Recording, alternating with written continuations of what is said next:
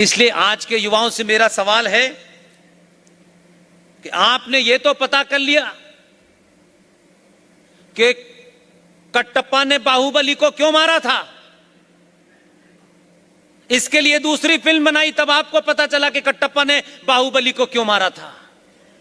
आज के युवाओं को एक होमवर्क देता हूं, यह बताइए, अब यह पूछिए कि कटप्पा ने क्यों मारा था, यह तो पता चल गया। अब यह पूछिए कि किन्होंने लाल बहादुर शास्त्री की हत्या की थी। अब यह पता कीजिए सुभाष चंद्र बोस के बारे में किसने जासूसी कराई थी। प्लेन क्रैश की कहानी सुभाष चंद्र बोस की किसने की थी। आज के युवाओं को यह पता जिस दिन कर लेंगे, ये जो फेक फ्रॉड घूम रहे हैं चौराहे चौराहे, जिन्होंने ये मजाक समझ लिया था कि सनातन का मजाक उड़ाना, और माफ कीजिए हमारी भी कुछ गलतियां हैं, हमारे अंदर भी ऐसे बहरूपिये हैं। गमछा डालने से सनातनी नहीं होता। गमछा डाल करके भी अगर आप बलात्कार में इन्वॉल्व हैं तो आप उस गमछे की रक्षा नहीं कर रहे, आप उसका मान सम्मान घटा रहे हैं। लोग जो जेन्युइन हैं, लोग उनको भी गलत समझ रहे हैं।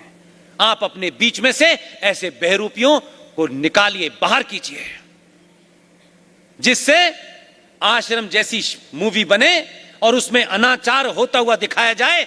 एक भी आश्रम का मठ का आदमी बाहर नहीं निकला, मॉरली कमजोर हैं, इसको भी मानिए। युद्ध आपको अपनों से भी लड़ना है, सिर्फ एक तरफा नहीं होगा कि सिर्फ दूसरा ही है। दूसरा सामने है, एकदम खुला हुआ है, उसने 1400 साल से कुछ भी गलत नहीं किया। जरा पूछिए, खुल के पूछिए कि वो पहला कौन आतंकवादी था जिसने एक महिला ने अपनी कविता में उसकी शान में कुछ लिख दिया था। कौन वो आदमी था 1400 साल पहले। उस आदमी के बारे में एक महिला ने, एक कवि ने उस दौर में कुछ उनकी बात का कंट्राडिक्शन कर दिया था। उस शख्स ने रात में अपने लोगों से उस महिला का सर तन से जुदा करने का आदेश दिया था। वो महिला अपने 2 मुँहे बच्चे को दूध पिला रही थी, उसे उठाया और उसका हत्या कर दी। अगर आतंकवाद की नींव ढूंढनी है तो 1400 साल पीछे जाना पड़ेगा। आतंकवाद का धर्म, इसलिए क्योंकि ये जो झूठ बोला ये मैंने और आपने बोला। आतंकवाद का कोई धर्म नहीं। यस, आतंकवाद का कोई धर्म नहीं होता, आतंकवाद का मजहब होता है।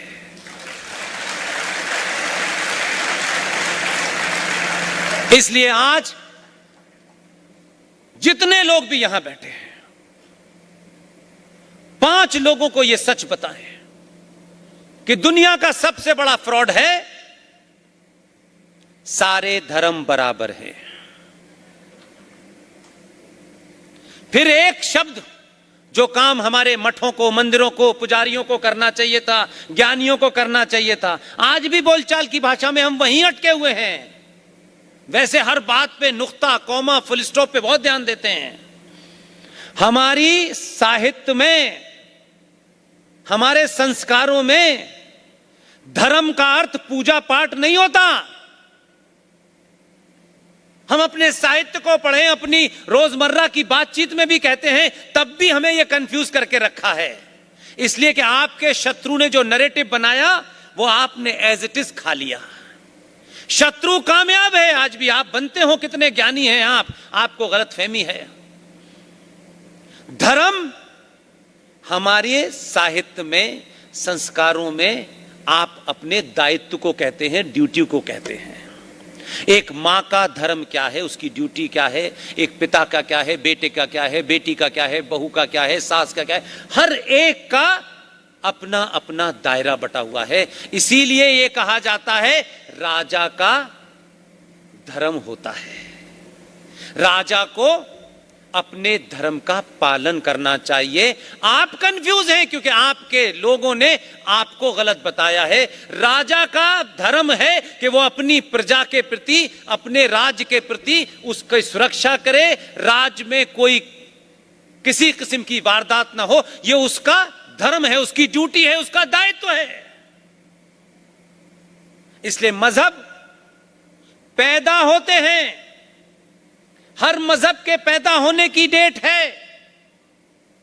हर मजहब के पैदा होने के बाद उस मजहब के रहनुमा की भी डेट है, उस रहनुमा के मरने की भी डेट है। उस मुगल काल में जिसको आप लोगों ने गलत पढ़ लिया क्योंकि आप अंदर से कमजोर थे, तो आपने कहा कि चलो इसी को मान लेते हैं, ये बहुत महान था। तो आपने कहा अकबर, उसने एक मजहब चलाया, दीन इलाही, कहां है वो? उसे आपने गंगा जमुना फ्रॉड नाम का एक जुमला दिया और कहा कि वो गंगा जमुना तहजीब का प्रत्यक्ष गवाह है। गंगा भी हमारी, जमुना भी हमारी, तहजीब किसकी? लेकिन ये झूठ बोला हमने और अकबर को कहा वो महान है। उसी अकबर ने, जिसे हम बहुत महान और सेकुलर करके इस देश की किताबों में पढ़ाते हैं, उसी ने प्रयाग नाम राज का नाम अल्लाहबाद रखा। वो कभी कम्युनल नहीं हुआ। इसलिए आप आज के भारत में सच बताएं कि यह सबसे अंतिम सच है। जब तक ये कायनात, ये यूनिवर्स, ये ब्रह्मांड है, एक ही बात ध्यान रखिएगा, प्रकृति का नियम है, जो भी पैदा हुआ है, जो भी पैदा हुआ है, 1400 साल पहले हो या जो वो सूली पे लटके थे जिनकी मम्मी का पता नहीं चल रहा 2000 साल पहले, जो भी हो, जो पैदा हुआ है उसका मरना निश्चित है। जब से ये ब्रह्मांड वजूद में आया, अस्तित्व में आया, जब तक ये रहेगा, अनादिकाल से सूरज का निकलना, गंगा में पानी का बहना, धरती से फसल का उगना, आकाश से बारिश होना, हम सनातनी हैं। सनातन के पैदा होने की कोई डेट नहीं है, सनातन का कोई रहनुमा नहीं है। तो जब सनातन पैदा ही नहीं हुआ तो सनातन मर कैसे सकता है? सनातन की तुलना जब भी कोई मजहब से करता है, और आप में और हमारे बीच में करोड़ों लोग अज्ञानता के कारण, डर के कारण, जब आप धर्म और मजहब को एक कटघरे में खड़ा करके बात करते हैं, तो मुझे लगता है कि आप गंदी नाली की तुलना समुद्र से करते हैं। कोई चीज इसमें कंफ्यूजन की नहीं है। अपने को पहचानिए। मेरी दिक्कत यह है, बहुत सारी बात मेरे कहने का मन है कि इतने अच्छे लोग कम मिलते हैं मुझे, लेकिन मेरी फ्लाइट है और अगर मैंने ये फ्लाइट मिस कर दी तो दिक्कत हो जाएगी। इसलिए ये वादे के साथ, आप भले ही इस स्कूल में ना मुझे बुलाएं, इंदौर में जब भी बुलाएंगे तो बात जहां आज खत्म करना चाहता हूं वहीं से फिर दोबारा शुरू करूंगा। आप सबका बहुत बहुत धन्यवाद।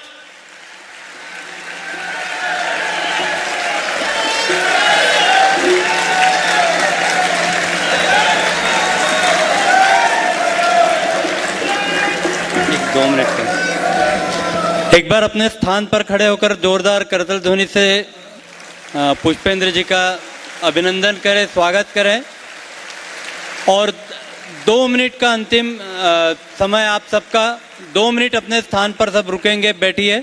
मैं बबलू शर्मा जी को आमंत्रित करता हूं कि वे आए और आभार प्रदर्शन करें। बबलू जी शर्मा।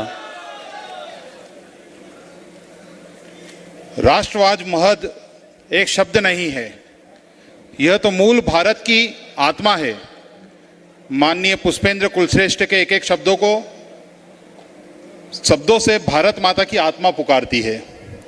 इस पुकार को आज आपने सुना है तो उसे आत्मसात भी करें। इसी भाव के साथ यहाँ पधारे सभी गणमान्य गुणीजनों एवं गणमान्य नागरिकों का आत्मीय आभार व्यक्त करते हैं। आशा करते हैं कि हमारी यूं ही राष्ट्रवाद के मंचों पर मुलाकात होती रहेगी।